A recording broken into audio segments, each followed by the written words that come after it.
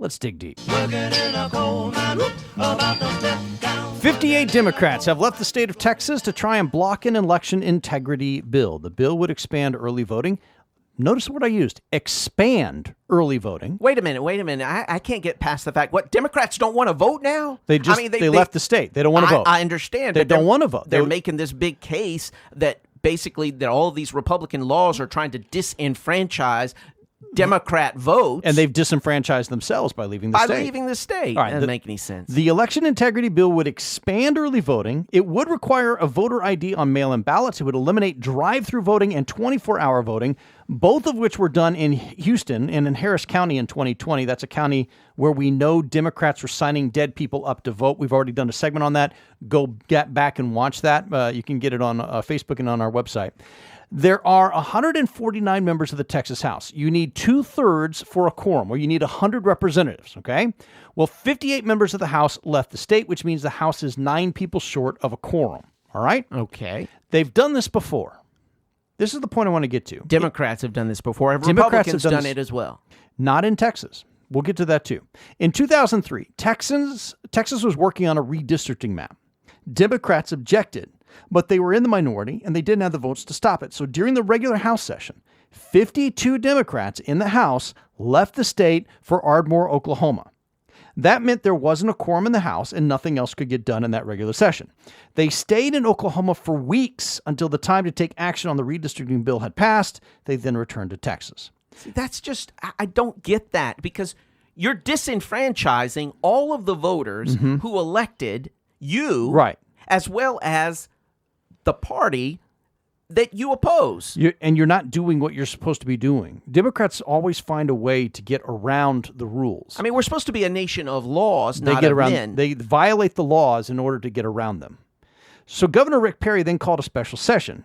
But the Democrats were able to block that bill using a 2/3 rule, so nothing got done. So Perry called a second special session. This time, because of the calendar, the Democrats couldn't use the 2/3 rule, so 11 Democrat senators fled the state, this time to New Mexico, which had a Democrat governor. The governor of Oklahoma was a Republican, had threatened to arrest them and send them back to Texas. Now, those 11 senators stayed in New Mexico for a month. Then one senator defected. John Whitmer, a Democrat from North Houston, came home, breaking the stalemate. Perry called for a third special session, and the redistricting bill finally passed. By the way, Whitmer, is still serving in the Texas Senate as a Democrat. Now, there are a couple of points I really want you to get from this history lesson here. First of all, the only ones who will be able to stop this are the Democrats. Abbott can't arrest them when they are out of the state. How long can they stay out of the state? Pretty long. They are fundraising off of this, and George Soros and some other socialist billionaire will probably pay to house them indefinitely. Look, they flew chartered flights. They flew private airplanes out of the state of Texas to Washington, D.C., and when they got to Washington, D.C., they got on a chartered bus. Someone paid for that, and it wasn't them. When the Democrats left the state in 2003, they drove their own cars and stayed at a Holiday Inn in Ardmore, Oklahoma. This is a very different thing. There's somebody backing this. There's some money already in play, okay? Now, here's the second point, and I really think this is the big point. There are only 2 times in the history of the state of Texas when the Democrats fled. Look at what those 2 things have in common. The first time, in 2003, they didn't want Republicans to redraw the congressional district map. They knew the new map would take away some districts from them and give it to the Republicans, and it did.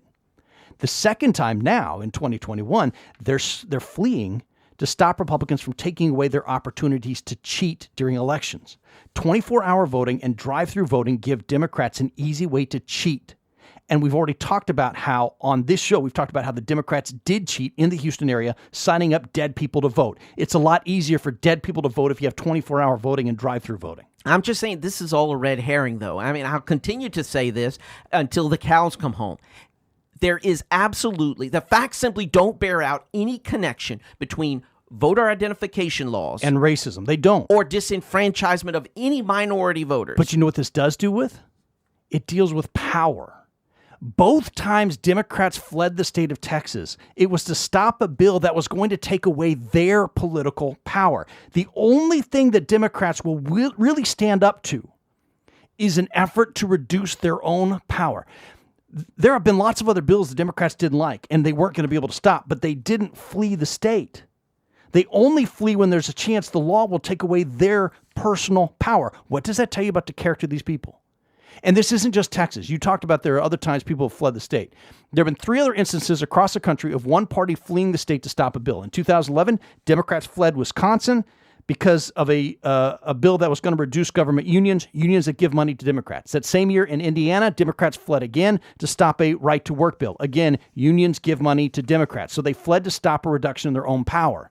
The only time in American history when Republicans pulled this stunt was in 2019, when Republicans fled Oregon to stop a climate change bill, which would have hurt businesses. And I don't agree with that either. I don't either, but I'm saying the only time Republicans left was to try and protect people from the government. Every time the Democrats leave, it's because they're trying to protect their own power. The next time a Democrat tells you they're fighting for you, you know that's a lie. The only thing they are really willing to fight for is themselves. And this stunt proves it. No, absolutely. It's all about, as you pointed out, it's all about power. And it's just a shame. It's a shame because we should be playing all by the same rules. We got a bright spot coming up next. You're listening to American Ground Radio.